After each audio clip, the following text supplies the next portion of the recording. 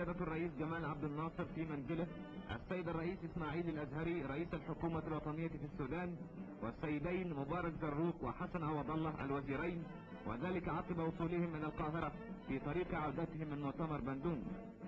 وقد رحب السيد الرئيس بضيوفه الكرام واجتمع بهم بعض الوقت في حديث تناول مختلف المسائل التي تهم السودان ومصر.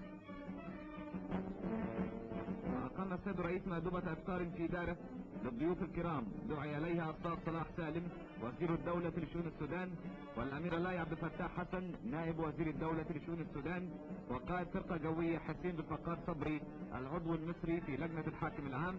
وعقب مأدبة الإفطار عقد اجتماع هام بين الجانبين السوداني والمصري.